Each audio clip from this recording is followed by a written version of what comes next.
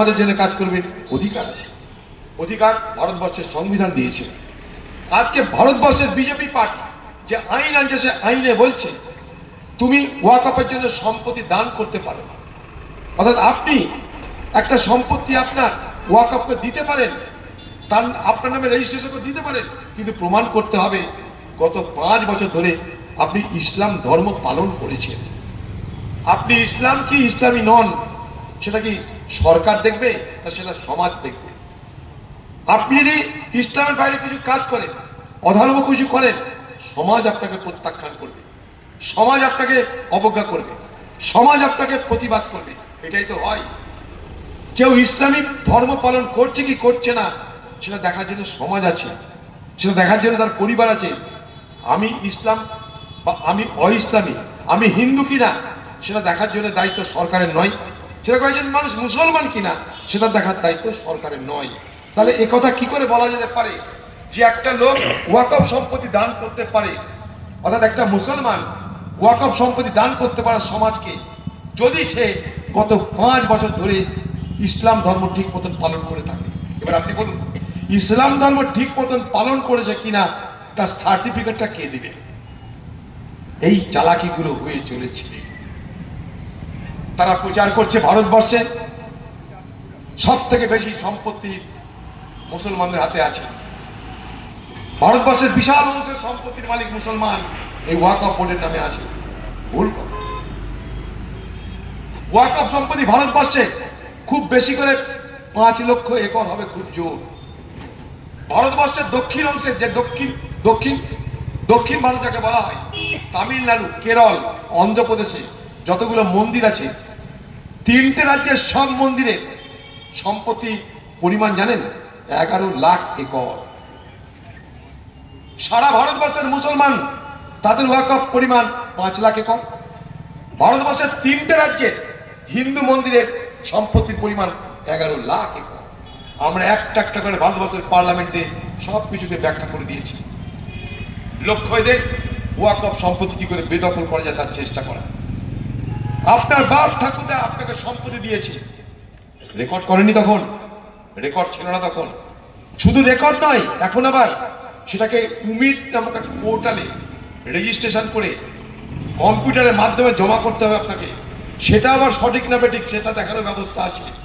অর্থাৎ ওয়াকফ সম্পত্তিকে দিতে গেলে তার যেমন জিনা হারাম হয়ে যাবে, ওয়াকফ সম্পত্তি রাখাটাও এখন আরেক ঝঞ্ঝাটের কাজ হিসাবে মান্যতা পাচ্ছে।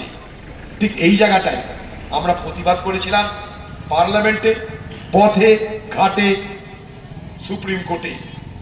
ধারণা পৃথিবীতে ইসলামের হাত ধরে এসেছে। সাল্লাল্লাহু আলাইহি সাল্লাম হযরত মুহাম্মদের মৃত্যুর পর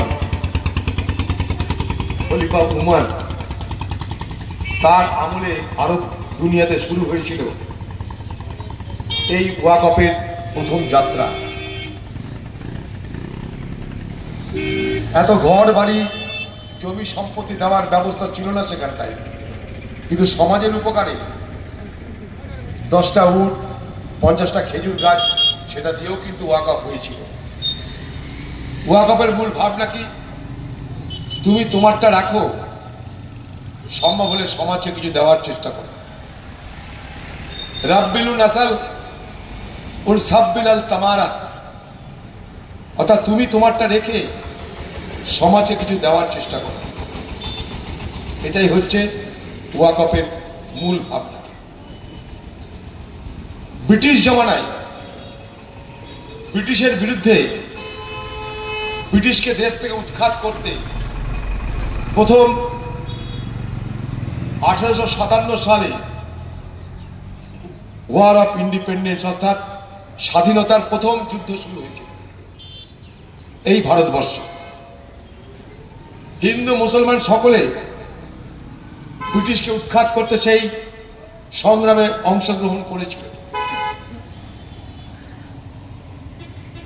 এই ব্রিটিশরা ভারতবর্ষের মানুষকে তাদের সেনাবাহিনীতে ভর্তি করিয়ে, অভাবের সুযোগ নিয়ে, দারিদ্রতার সুযোগ নিয়ে তাদেরই হয়ে অন্য দেশ দখল, আমাদের উপরে অত্যাচার সবকিছু করাতে থাকতো। একদিন এই বহরমপুরে যেটা ব্যারাক স্কোয়ার দেখেন, সেই ব্যারাক স্কোয়ারে ভারতীয় ফৌজেরা দেখছে তাদেরকে যে গুলিগুলো দেওয়া হয়েছে, টোটাগুলো দেওয়া হয়েছে, টোটা, বন্দুকের টোটা, রাইফেলের টোটা, সেই রাইফেলের টোটায় নাকি চর্বি লাগানো আছে।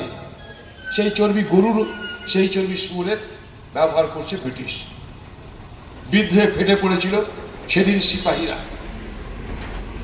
সেই বহরমপুরের স্কোয়ার থেকে ব্যারাকপুর, সেখান থেকে মিরাট, কানপুর, এই ভারতবর্ষে শুরু হয়েছিল সিপাহী বিদ্রোহ 1857 সালে।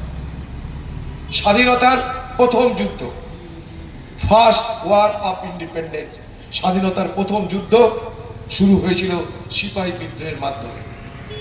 আর সেই সিপাহী বিদ্রোহকে সমর্থন করতে সেদিন ব্রিটিশের বিরুদ্ধে হিন্দু মুসলমান মিলে মিশে, রাজা নবাব উজির সবাই মিলে লড়াই করেছিল। মহিলারা লড়াই করেছিল। হযরত মহল তার নাম, রানীর ঝাঁসি, ঝাঁসির রানী, তারা পর্যন্ত লড়াই করেছিল, প্রাণ দিয়েছিল। তারা চেয়েছিল দিল্লিতে, দিল্লি দখল করে ব্রিটিশকে উৎখাত করতে। দিল্লি পর্যন্ত পৌঁছেও ছিল, কিন্তু শেষ পর্যন্ত পারেনি। দিল্লির রাজপথে সেদিন সিপাহী বিদ্রোহের এবং মানুষের যে বিদ্রোহ হয়েছিল তার প্রতিবাদে যারা অংশগ্রহণ করেছিলেন, ব্রিটিশ তাদেরকে কচু কাটা করে কেটেছিল।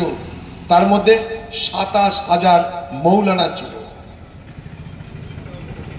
এই হচ্ছে আমাদের দেশের ইতিহাস।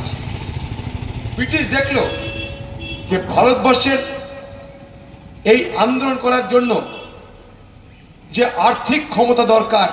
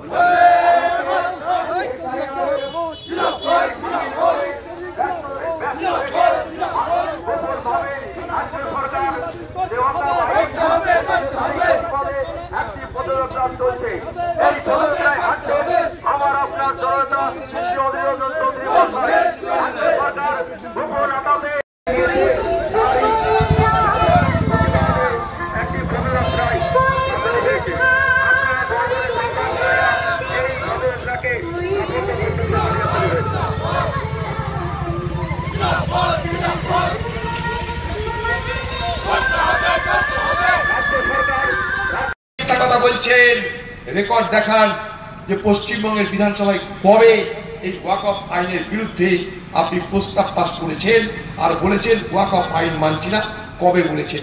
তৃণমূলের নেতাদেরকে বলবো, তৃণমূলের নেতাদেরকে বলবো, আমরা যে যাই করি না কেন, সমাজ তো আমাদের সকলে। আপনাদের দলের নেতারা আপনাদের সরকারকে জিজ্ঞেস করুন যে পশ্চিমবঙ্গের বিধানসভায় কবে ওয়াকফ আইনের বিরুদ্ধে প্রস্তাব পাস হয়েছে, প্রস্তাব পেশ হয়েছে, খালি জিজ্ঞেস করুন, সব প্রমাণ মিলে যাবে। আমি বাজে কথা বলতে এখানে আসিনি।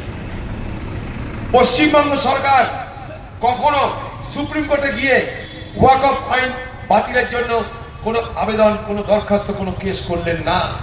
অথচ এই পশ্চিমবঙ্গের কোটি কোটি মুসলমান তাদেরকে চোখ বুঝে ভোট দিয়ে এসেছে। চোখ বুঝে মানে চোখ, আমরা ভেবেছি শূন্য পেয়েছি, এনআরসি নামে শূন্য পেয়েছি, কিছু মনে করি না। ভোটের জন্য আপনাদের সঙ্গে সম্পর্ক নয় আমার বা আমাদের সম্পর্ক আত্মীয়তা, ভ্রাতৃত্ব, বন্ধুত্বের সম্পর্ক। চালাকিটা কিভাবে করেছে এটা আপনাদের সকলের জানা দরকার।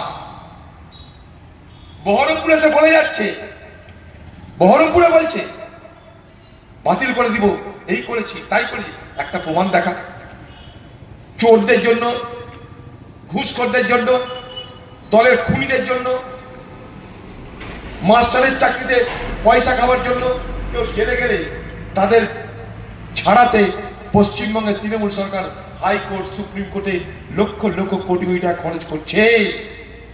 একবার কি ওয়াকফ আইনের বিরুদ্ধে পশ্চিমবঙ্গ সরকার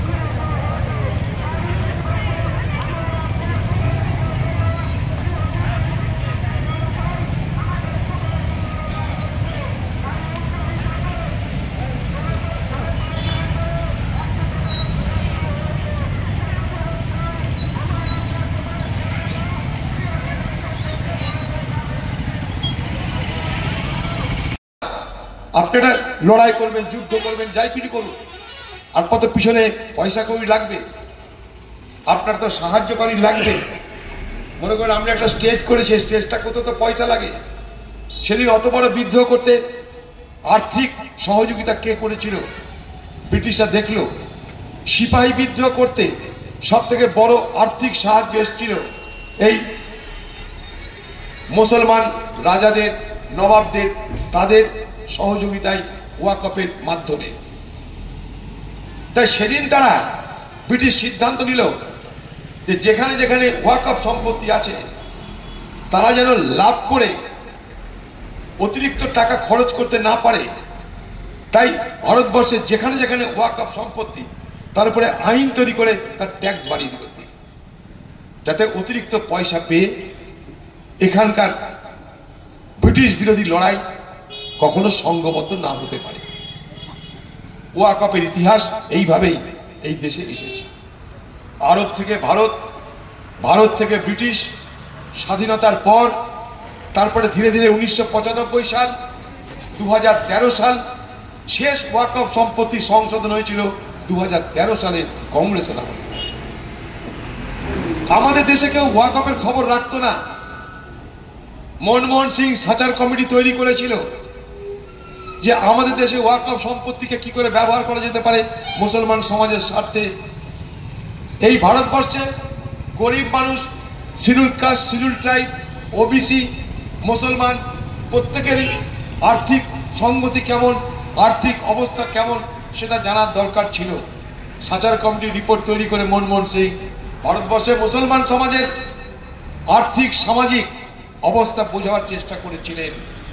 সেই সাচার কমিটির রিপোর্টে বলা হয়েছিল যে ভারতবর্ষে যত ওয়াকফ সম্পত্তি আছে সেগুলো যদি ঠিক মতন ব্যবহার করা হয় হাজার হাজার কোটি টাকা রোজগার হবে, এবং সেই রোজগারের টাকায় মুসলমান সমাজের বিশাল অংশের মানুষ উপকৃত হবে। তাই ওয়াকফ সম্পত্তিকে রক্ষা করতে হবে। সেই রক্ষা করতে 2013 সালে আইন আনলো মনমোহন সিং। সে আইনে বলে দেওয়া হলো